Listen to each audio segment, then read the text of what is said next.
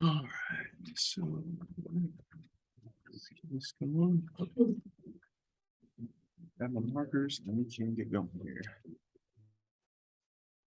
So we left off last class. Talking about taxes, I think we introduced quotas. I've got a couple more things that we want to finish up today before we do some exam review on Wednesday. And we have that in-class exam Friday. Okay. So I'll kind of come back to this slide if we have time at the end. Otherwise, I'll kind of start the review off on Wednesday with it. It's not something I'm going to necessarily hammer home the idea of consumer cruiser surplus with. I just want you to understand subsidies, so I'll probably do that at the end. Yeah.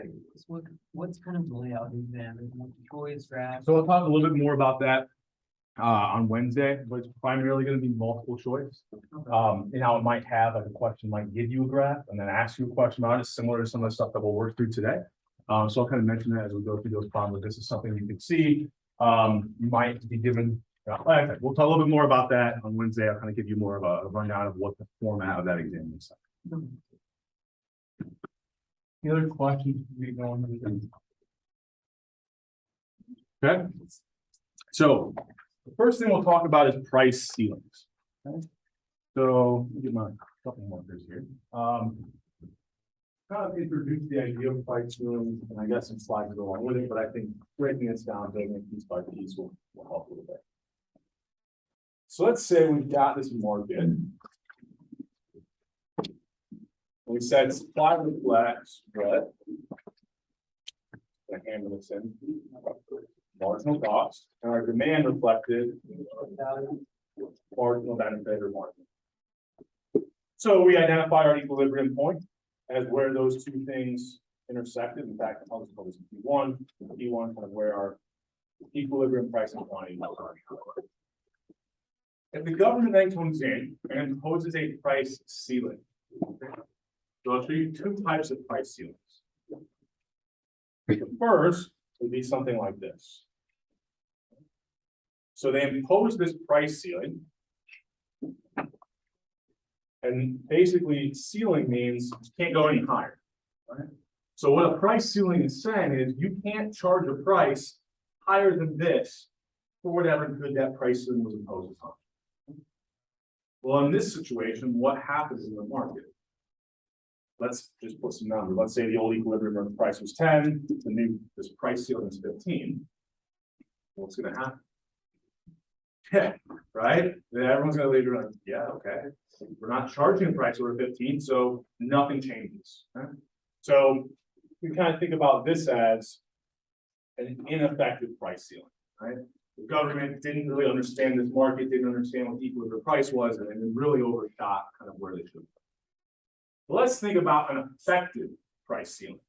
Where would an effective price ceiling have to be? Yeah, right. If I'm saying you can't charge any price higher than this, well, the only way that it changes things in the market then is if the current price is higher than whatever that value is. So maybe we get a price ceiling, and this one would be we call an effective price ceiling because it's going to change things. It's effective in the sense that it was effective for the government. It's not effective for the market, it's effective for the government. So what happens? Well, at this new price, what's our new quantity supplied? And what's our new quantity demanded?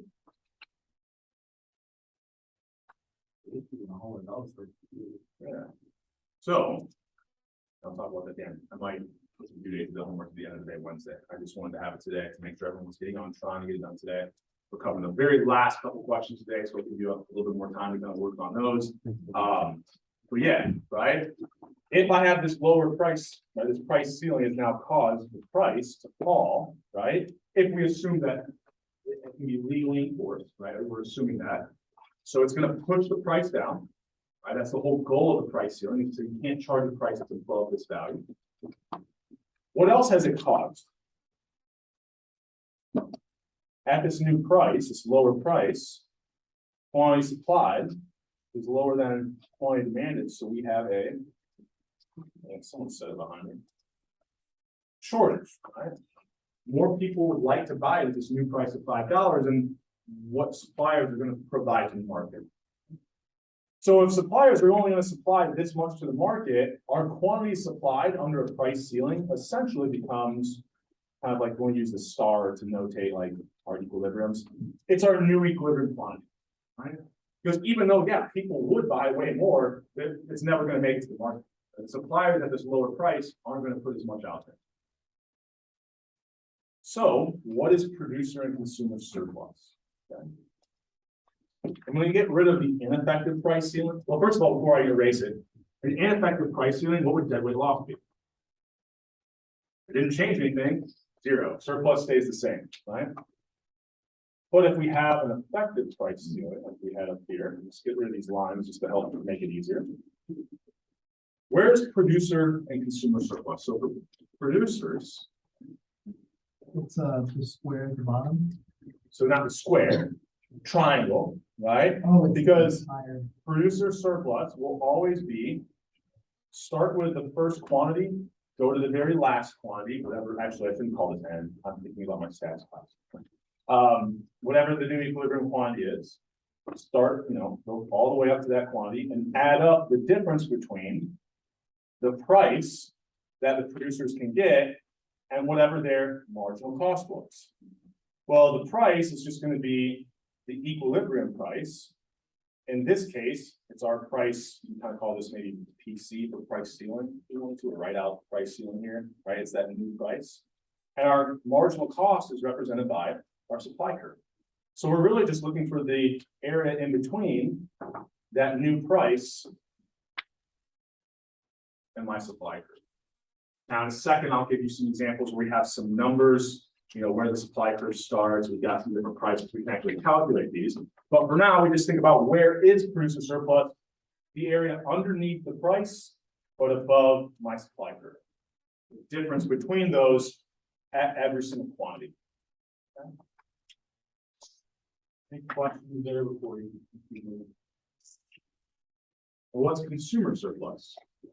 Well, once again, surplus is always really just the difference between marginal benefits and marginal costs. It's just that the costs and benefits are different for producers and consumers. So for our consumers, demand reflects marginal benefit. What would the marginal cost of consumers be? Marginal cost is the supply curve is the marginal cost of our producers. Okay. The marginal cost to consumers is how much does it cost to purchase the item? So whatever our equilibrium price is. So visually here, it's the difference between our demand curve.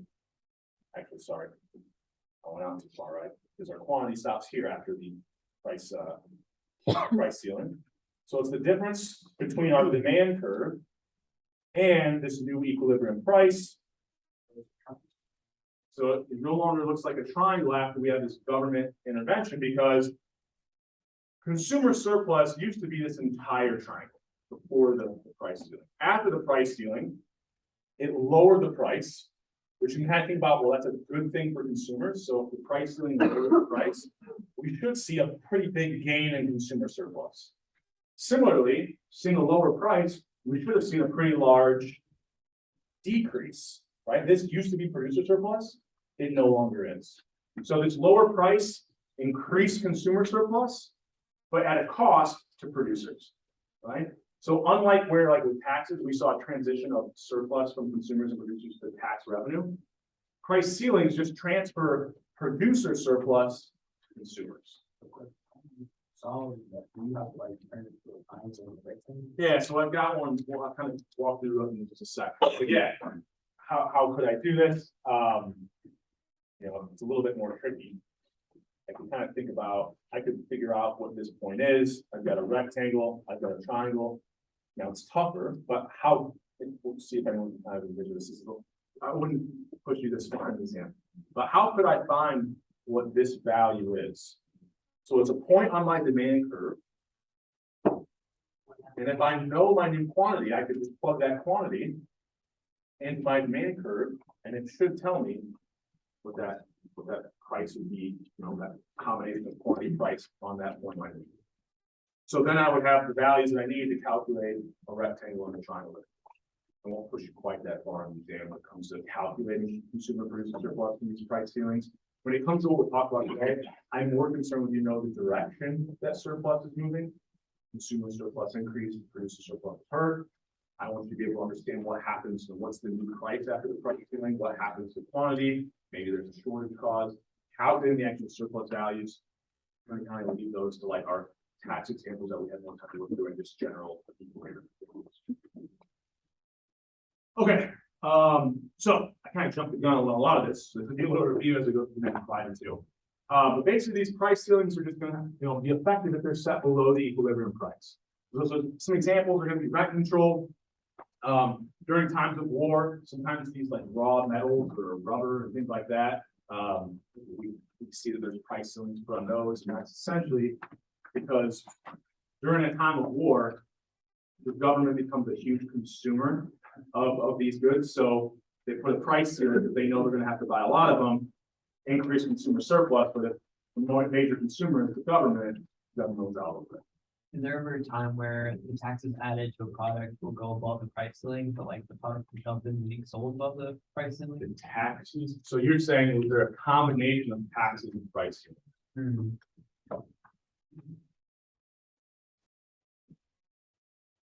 It could be.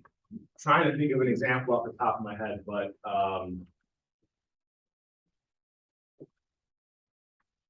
I'm sure they've done this with gasoline at some point. I know it's not currently, there's not currently a price ceiling, but I'm sure at some point when they capped the price of oil, there was still taxes that were imposed on gasoline. And so essentially, what are you trying to do with that? You know that taxes are going to do what to the price? It said decreases supply, so it increases the price. Well, then you don't want consumers to get hurt too bad. So if you know you have a good that people are pretty inelastic about, like gasoline, you know that the consumers are going to be one to bear more of the burden. So what can you do? Impose a price ceiling as well. Yeah, I won't do that for you, but yeah, that is definitely thinking about the combination of effects that it could be effective. So I think I had a rent control example. And this is, I think makes a good point, right? With these price ceilings, it sounds great, right? Consumer benefit. We hate producers, right? We hate companies, right? Generally how we think about this, right? We don't care if they lose out on some profits. But the problem is, let's think about rent control. So let's say we had some city, these numbers are clearly not completely accurate or applicable to the real world. But let's just say it was 1,000, maybe, go back 20 years and these might look a little more realistic. So you've got, I don't know, the equilibrium rental price in an apartment is $1,000. Okay. The government then comes in and says, look, people can't afford to live in this city. Right? New York City, there's a lot of rent controls because there's huge demand, right, to be in the city because there's huge opportunity in terms of work and income. But man, you raise the price of rent too much, you have a lot more homeless people. Right? There's people who cannot afford to live in New York City. So you impose these rent controls or these price ceilings. You say if you're a tenant or a landlord, you cannot charge more than $800 for an apartment. And it's assuming we can legally enforce that. So what's going to happen? Well, this new equilibrium price of 800, the quantity of apartments supplied is going to be what 1.8. I guess I have this in the millions to make this like a large city example. So we can kind of think about producer surplus. Before, what was producer surplus? The area under the price above my supply curve. After, I shrunk that area quite a bit. What did I do to consumer surplus? Well, consumers lose out a little bit here, right? Kind of before they had this entire blue triangle. They lose a little bit of surplus from the fact that these apartments are no longer being supplied to the market, but they gain quite a bit, right, with that lower price. Now, what's the problem here? Everybody who got the apartment, awesome. You got it for less money, there's surplus increase. What's a real big problem with this price scheme? Well, these people, they don't have a house, they don't have an apartment, right? These apartments are no longer being supplied to the market. So our deadweight loss here is really probably the amount of surplus that's lost, but it's the amount of surplus lost in the apartment market. These people are now without an apartment. That has, impacts on several other markets, right? So we think about this as, yeah, it's great if you were able to get an apartment after the rent control, you're paying less. But there's 0.2 million people, 200,000 people in this example who would now not have an apartment. So price ceilings sound really great in theory, kind of depends on the good we're looking at, they could have some really kind of negative implications. You know, maybe we don't care if there's a price ceiling on, I don't know, some good that we don't care if people are buying lots of cigarettes, alcohol, things like that, right? We may not care, we may not care as much. Okay? But when it comes to like apartments, we might care a little more as a society. Any questions on that? So once again, like it's like the government trying to do a nice thing, but it's some pretty negative effects. So I already kind of mentioned all these things, but it's just kind of a summary of them, right? It has to be set below the equilibrium price to be effective. It'll end up lowering the price if we can enforce it. It does cause shortages, right? It wastes resources in the sense that we do see this reduction in quantity. We're no longer providing the equilibrium quantity to the market. And what it could cause, and this is something we won't go into today, hopefully later on the semester we have a little more time to dive into this topic, but think about my example with rent control. If I force that price to be lower, what might people start doing?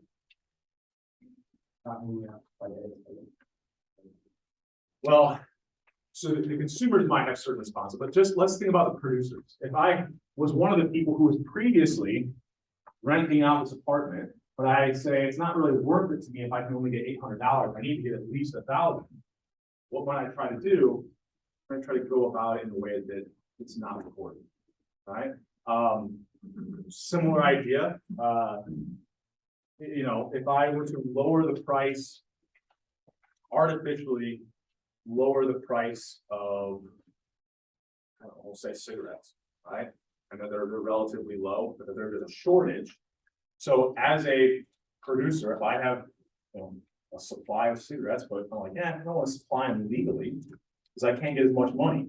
But I know that there's a huge shortage. So what might I do? I might try to sell them at a higher price because I know people are willing to pay that higher price, right? People were willing to pay this higher price for rent report. So if I can go, behind closed doors or not report this income to the government, I can get away with charging these higher prices. Basically, you cause these illegal black markets. Okay? So price ceilings, this reduction in quantity, yeah, it occurs, but potentially we see kind of a black market pop up to meet this excess demand, right? To fulfill kind of this shortage that we have. Yeah, same idea. If I'm keeping the price artificially pretty low, and I know that if I don't sell this in a big box store, I can maybe sell it for $5, $10 more. Why not? Right? And it doesn't even have to be about pricing. You could even see black markets in response to sales, even some of these small sales tax, right? So if you buy a used car, according to this, I probably should know this, but I don't know if it looks on YouTube, but if you buy a used car, right, there's these huge taxes. So I don't know if any of you have purchased a new car from someone you know, but what's something you can write down for how much you purchased the car? You can, I think you technically have $1, but yeah, you can put $1, pay like no taxes on it, and essentially you pay that, like you can think about, I would now be willing to pay a higher price for that good because I can avoid the higher price of the tax. It's a little bit different than the price ceiling, but it's the same idea, right? You're trying to avoid this higher, like black markets might pop up because of these things the government's doing, taxes, price ceilings, whatever it may be. Okay? I probably shouldn't tell you that, but and you definitely can do it. I probably wouldn't do it with a $30,000 car. It might turn, you might catch that one. But if you're talking about an old used car, at least the kind of cars I used to buy when I was in high school and college, nobody worried about the tax money that was made on those. They not someone winning $1,000. So we're talking about ineffective price ceilings, so that can kind of get it there. It has a slightly different visual. We can kind of think about it, we break producer and surplus down into different regions. After we see this price ceiling, so let's assume the price ceiling is going to be right here. Well, before the price ceiling, producer surplus was all of this area. So after the price ceiling, producers lost, see that, right? They lost quite a bit of surplus. F Is producer surplus, that is just, let me get this here, there we go. Let me get them all back up there. F is just producer surplus, that's just lost. Right, after this price ceiling, we saw the quantity reduced, we're just losing this producer surplus. Similarly, E, we go back, consumer surplus was this entire area. After this price ceiling, the consumer surplus of E, that's just lost. So E and F are deadweight loss, producer and consumer surplus, it's just now gone. Now, when we think about the area of B and C, right? Well, B was consumer surplus before, and it still is, right? So nothing really changed there. But C is now consumer surplus, whereas before it was producer surplus. So both producers and consumers are hurt by a price ceiling, like initially, like that little deadweight loss. But then we see this huge transfer of surplus C from our producers to our consumers. So, if you kind of think about, I'm trying to draw this, you can prove this to yourself with actual numbers and actual equations. C is always going to be larger than E. So kind of, yes, consumers lose a little, but they gain way more, right? So consumers are better off after kind of this price ceiling, producers are worse off. I'm not going to kind of give you the same question of thinking about exactly where those areas of transfer are. You just need to kind of know that we're going to see after price ceiling, some producer surplus is transferred to consumers. So let's put some actual numbers to this, and this kind of gets at how you can calculate it. I'll be a little bit friendlier on the exam, like I said, kind of sticking to taxes and equilibriums, but at least you can think about if you want to calculate this, and this will just kind of help us in general calculating consumer and producer surplus. So let's say, what was consumer surplus before we had this new price ceiling of $40? Well, the equilibrium price is 50. Equilibrium quantity is 40. So consumer surplus would be the area above the price, but below my demand. So what? The height of that triangle would be, it goes from 50 to 90, so 40. The base of that triangle, it goes from 0 to 40, so 40. 40 times 40 times 1/2. It's an area of a kind of triangle there. We get 800.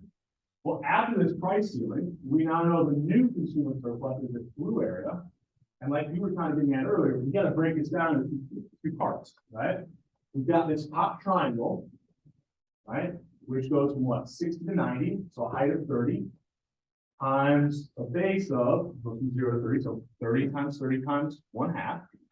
But we now also have this rectangle that represents consumer surplus. How do you find the area of a rectangle? Take the height, which is 40 to 60, so 20, on its width, or its base, 30, 20 times 30. We find the area of that little triangle, find the area of the rectangle, add them together. Okay. Any questions on where any of those numbers are coming from? I'm kind of going through this a little bit, but maybe I'm pointing and trying to give you the visual at the same time. So we can see here consumer surplus went up, all right? What happened to producer surplus? Well, before I had these numbers nice and easy because about before, equilibrium price was 50. So the difference between my supply curve and that equilibrium price, that was my producer surplus. What's the height of that triangle? It goes from 10 to 50, so 40. Goes from 0 to 40 on the base, so 40. 40 times 1/2. Kind of started out with consumer and producer surplus being exactly the same. It's kind of a nice example here. After this price ceiling imposed, now where is producer surplus? We're in the area below the new price, but above my supply curve. So now I've got a much smaller triangle here. The height of that triangle is what? Yeah, it goes from 10 to 40, so 30. The base is, I think the quantity was 30 there, right? Yeah. Yeah, right. So 30 times 1/2. We can kind of see here that we've seen a pretty big reduction in producer surplus. So consumers gain, producers were hurt. Notice this situation, because I have the demand and supply curve to work out the same, I haven't had the exact same elasticity. So what ends up happening if they had the same exact elasticity, the deadweight loss from both groups would be the same. So then all of the surplus gained by consumers, that $250, was the transfer from the producers, that $250 that they lost. Okay. So, we've got that kind of transfer of surplus. I can think about what is deadweight loss here. Yeah. Can you explain that one more time? So if, and this is something I wouldn't try to trick you on, but if I have the exact same elasticity, then I know after this price ceiling, the consumers and producers respond the same to that, right? They're the same responsiveness. So if I think about the surplus producers loss, it's the exact same as the surplus consumer. So I can calculate those two little triangles, they're the same value. So notice, then the only thing left is the amount of surplus lost here by producers, which was $250, is the exact same as the amount that was gained by consumers. All right, so consumers gained 250 and producers lost. Where are you getting the 250? That's 350. It's 350. I'm looking at these equations. Because the top is 250. You're right, the top, so I must have these with the one worked out to not, oh. So there is that transfer, but you still have these losses, right? So you have a larger loss by producers, right? So they lost 350, so they lost this entire area. Okay. I think I get it. Now, the total of consumer surplus would be 350, but you lost out this little triangle here. So instead of seeing this, the triangle will be 100, so they lost 100, gained 350, net, gained 250. Yeah, sorry about that. So the actual gain is 250, but if you think about, they were gaining 350 here, losing 100 here. Now, I won't make you break those components down, like I wouldn't actually ask you to do that. I'm just trying to give some kind of intuition behind why. But, we should be able to at least know how to calculate this, the entire consumer and the entire consumer. I won't make you kind of break it down to these, we just got deadweight loss. I won't make you break that down into consumer deadweight loss and producer deadweight loss. I'm just kind of describing it to give you more of an insight as to where that's coming from. If I ask you just to calculate deadweight loss, like especially on an exam, so I might not ask you to do producer and consumer surplus for price ceilings, but for deadweight loss, it's pretty easy. It's just all the surplus loss from the units we're no longer selling. The area of this little triangle will go to height to do what? 40 to 60, so 20. The base, difference between the quantities of 30 and 40, so 10. So 10 times 20 times 1/2. Any questions? We're going to keep moving here. Okay, so could ask you kind of do similar ones, not going to. I'll kind of save our time today. I want to kind of try to wrap up the material today. So we can do a lot more review on Wednesday. In fact, what I do want you to do is, and being in class will help you with this, so it's not like you're missing out on that career points today.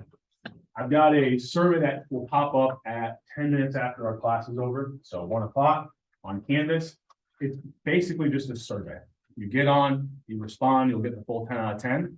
It's questions about what material, like what subjects you find harder and more difficult, what things you might want to see us do on Wednesday, what types of procedures on Wednesday might be more beneficial to you. It's really just opinion questions, right? And then it has to be done not before we meet on Wednesday like usual.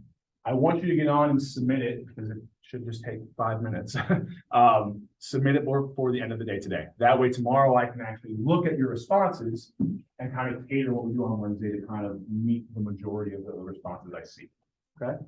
Does that make sense? All right, so you'll see that pop up 10 minutes after class on Canvas. Get on, submit that by the end of the day today. You'll get the full 10 out of 10, and that will hopefully make Wednesday a more beneficial kind of review for you guys. Okay? But we'll go through these kind of quick. So let's say this price ceiling was imposed. What would my consumer surplus be? So I've got this new price ceiling. Instead of 50, it limits the price down to 30. So how can I find my consumer surplus? You want to find your original consumer surplus first, right? You don't have to, No. right? So if I know the area that is consumer surplus, I can find that first. But I don't think I have it visually here. So I'll draw it up here, go along with this one, since we're working through this together. So I've got 30 here. I can kind of see this point, which is what? 70? And then I've got 90. And then this goes down to 40. Am I looking at that right? No. 20. Okay. So consumer surplus is always the difference between the marginal benefits and the marginal cost of consumers. Well, what reflects the marginal benefits of consumers? My demand curve. What's the cost to consumers? My price. So it's the area between my demand curve and price for every quantity that I'll see purchased on the market. Right? So here, the difference between demand and the price of paying is this entire. So I've got two different areas here. So I've got to calculate the area of this triangle, then the area of this rectangle, add them together. That should be my consumer surplus. Any questions on that at this point? So how do I find the area of that triangle? The height goes from 90 to 70. What's the width? Well, it just goes from 0 to 20. I mean, if I really want to, I can write this out. I think hopefully in our heads we know 0 minus 20 is 20. And then it's triangle times 1/2. So that's what? 20 times 20, 400 times 1/2. This is 200. But that's just one part of consumer surplus. I still need to find my rectangle. So the height of that rectangle is what? Goes from 30 to 70, so 40. Its width is 20. So 800. So I should get, adding those two together, 800 plus 200 is 1,000.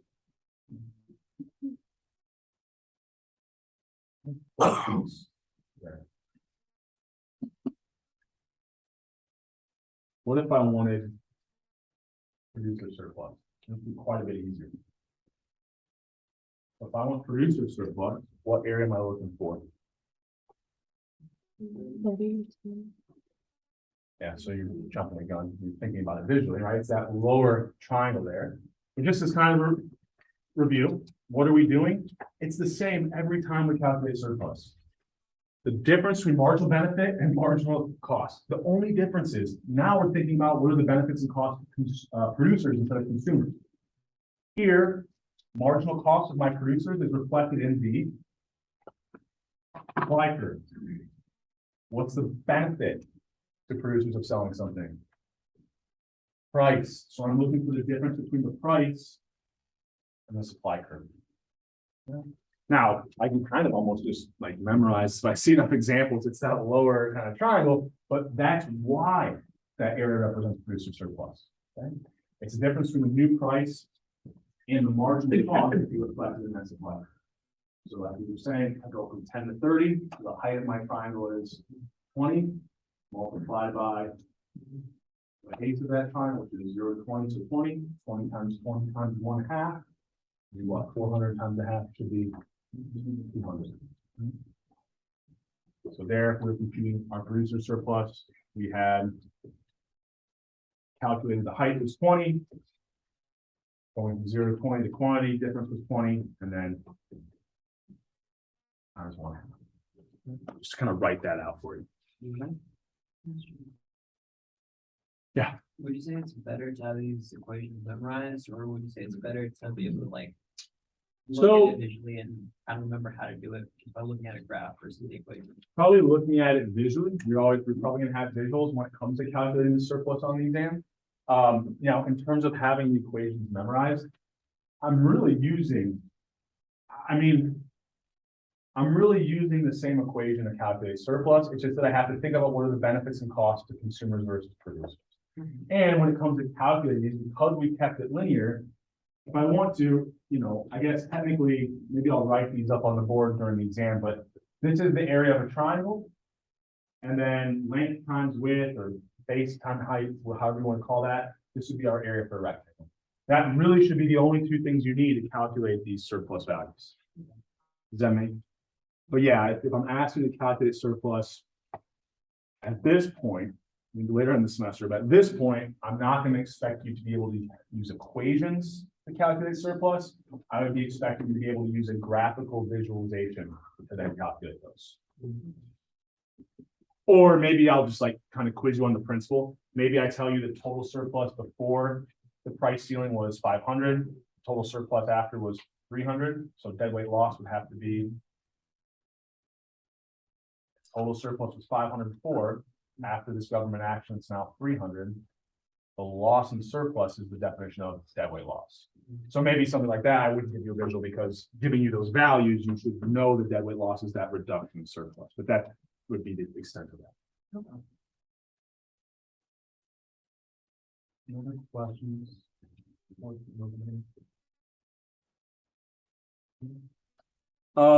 getting time.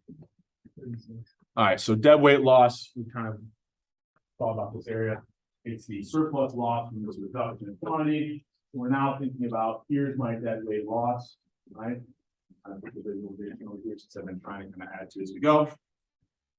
But the surplus that's lost from this reduction in quantity, the old quantity I believe was 50. This would be my deadweight loss here. Yeah. And I'm kind of trying to keep the color the same, but we're keeping track. Here's my consumer, here's my producer surplus, here's my consumer surplus. So now it's just defining the area of that triangle. I've got the kind of height, right? It goes from 30 to 70, so 40. Times the difference in quantity, 20 to 50, so 30. So 40 times 30, 1200 times half. Right, did I look at that number wrong? Yeah. It's not 50. That's 40, right? So 40 times 20, right? The difference between 40 and 20 is 20. 40 times 20 is 800 times the half, we have said that we lost 400. Okay. Any questions on that? We'll keep moving. Sorry for saying the wrong number there. Sometimes it's hard for me to, this angle is not ideal. So what if I impose a price ceiling here? What would my deadweight loss be? 0, right? Because it's an ineffective price ceiling. You tell me that you can't charge higher than $70 for this product, I look at you and I say, well, I'm only charging 50. So, okay, right? Like it doesn't change anything, right? So one more thing, and then I probably end up saving subsidies for the beginning of class 1 then. Really just want to do one thing about those, so it should be a less than 5 minute kind of look there. It kind of reminds us of taxes a little bit as well, so it kind of leads us into review.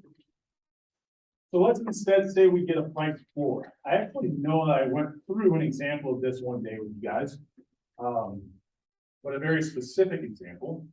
So I'll kind of keep it general here. But let's say I've got a market and it's currently in equilibrium. And starts at P1. If an effective price ceiling says you can't charge a price above this, an effective price floor is going to be if I say you actually can't charge a price below this, right? You can't go below the floor. All right, the ceiling, you can't go charge a price above that value. That's the ceiling. The floor, I can't go a price below that. Right? So here, what's going to happen? Well, my new price is going to be higher. So the goal of a price floor is to increase the price of a product. At that point, where I'm at my demand curve is down here. My supply curve is up here. So what do I have? Quantity supplied, quantity demanded. Yeah, I've got a surplus. I've got units laying around that people don't want to buy at this higher price. Okay. So I've now got this kind of surplus. If I set this price floor and you kind of imagine, so you see I've got my deadweight loss now. Right? What would producer and consumer surplus be? Yeah, same thing, but everything's flipped. Right? If lower prices, price ceilings, help consumers or producers, price floors, making sure the price is higher, should hurt consumers, help producers. So where's my new consumer surplus?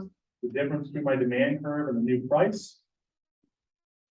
Where's my new producer surplus? Difference between the price they received and their marginal cost or the supply curve.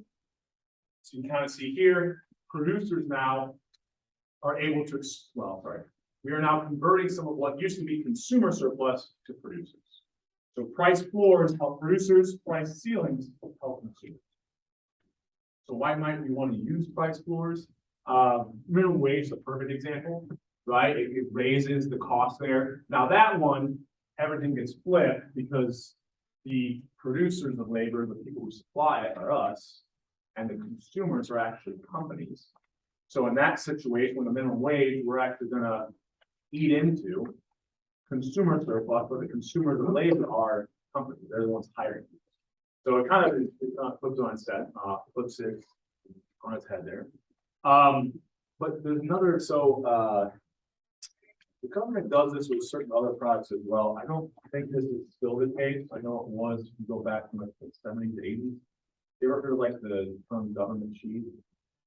So I like this is what was happening there was you set a price floor, you end up with a huge surplus, right? So there's not enough demand to purchase all these units if you impose this price. So the government, they would say, okay, look, we need this industry to survive, which is why we raise the price. Right? We want to make sure that these producers are healthy, right? The producers of milk. So the government then took this surplus and they actually purchased it. And then they turn it into like basically low cost food for lower socioeconomic classes of families, right? So that was the kind of the idea that that's why it exists is because of a price floor that they imposed in that market. And then instead of just having the surplus laying around, well, let's actually get some value out of it instead of just nobody buying it. We get all this deadweight loss.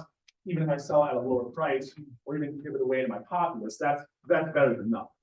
So you make this, the government does that so they can then get it for a half price. So they're not necessarily getting it for a half price. The idea there was because of the price floor, they created a surplus. If I'm being cynical, instead of letting it just go to waste, they then gave it to individuals who have a hard time affording food, right? So it just makes the government look good. It's not necessarily they're lowering their costs at all. It's just because of something they did, there was this huge surplus of this good, and then now they have to kind of get this they probably didn't purchase it at the same price, they probably did it at wholesale or something like that. But the idea there is their price floor caused this surplus, and then instead of just letting it go to waste, right, just sitting there being unfulfilled, they turn it into another good where they can give it immediate. It's a little bit of a cynical view. Maybe they really did want to help out this industry, the milk industry, but I think there was probably multiple things going on. So, causes surplus, raises the equilibrium price, ineffective price floor, same kind of idea. If I were to impose a price floor down here and say you can't charge a price below, you can't charge any prices below this, I'm going to turn around it and say, well, I'm not. So who cares, right? So I set that price floor below the equilibrium price, kind of like an ineffective price ceiling, nothing happens. Okay. Don't really need to go through this. We're already went through the surplus, so I'm not going to ask you on that. 5 minutes left, so we'll kind of think about, you can actually calculate these values as well. It's really the same thing we do with price ceilings, everything. Right. So now if I want to find consumer surplus before and after, well, before is going to be this entire triangle. I didn't change the numbers. So producer and consumer surplus, it's like we're going back to that old example. It starts out at 800. What's my new consumer surplus?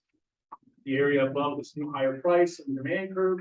So I've got what? A triangle that's 30 in height, 30 in width, 30 times 30 times 1/2 gives me this kind of lower consumer surplus. And then the producer surplus, I have to break that down into 2 parts. I've got this lower triangle. I've got this rectangle. Hopefully I can get the heights and the widths of those pretty easily. We can get the same sort of setup that we had before. So we started with 800 with this new consumer surplus, the area of our triangle, the area of the rectangle, ends up being this 1,050. So everything's just been flipped on its head when we impose this price floor as opposed to this price ceiling. And then what would that weight loss be? Well, there we're just looking for what surplus was lost from these 10 fewer units that we sold.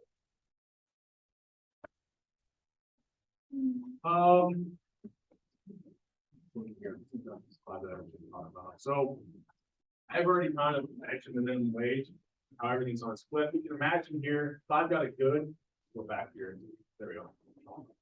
If we think about this being a labor market, basically my quantity of labor has decreased. Now, everybody who keeps their job, the price of labor is the wage they're paid, their wages went up. So if you keep your job, the minimum wage is greater. You're getting paid more money.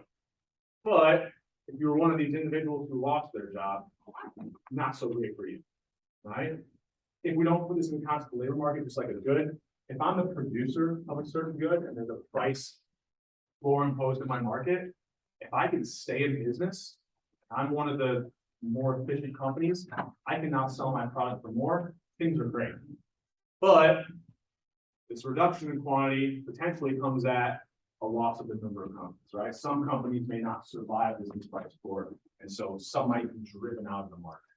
So yeah, you stay in the market, price floors, great thing. But you might not stay in the market, right? In which case your profit or your surplus goes to zero, no longer in that market, right? So kind of price floors, price ceilings, want to do stuff a little bit quicker at the end here. You want to kind of go through these slides and do just additional questions of calculating consumer producer surplus, pretty similar to the example that we just worked through. Like I said, I mentioned this example previous in the semester, but the idea of the minimum wage really is a price floor, raises the price of labor, reduces the quantity that we see. And then this is just a summary slide to remember. A price ceiling that's effective should be set below the equilibrium price. A price floor that's effective should be set above it. If you don't just want to memorize that, or kind of study this visual, like I said, the way to think about it as price ceiling means you can't go any higher than this. So if the equilibrium price is any higher than that, it's going to bind, right? It's going to prevent people from raising the price. A price floor means I can't go below the floor. So if I set that above the equilibrium price, I can't go below it. It's going to be binding. It's going to have some actual effects. Okay. So that should wrap us up for kind of government actions. I'll talk about subsidies at the very beginning of the class. One thing I want you to know about them, and then we'll kind of move on into exam review. I'll structure it based off the responses I see from that online quiz on Canvas. And if you have a chance to look over those practice problems and the answer keys, and you have any questions, please bring those to class. It'll make it a much more effective class for you. Wednesday's class is not for me, so that you guys do better on the exam on Friday. All right. All right, I'll see you guys on Wednesday.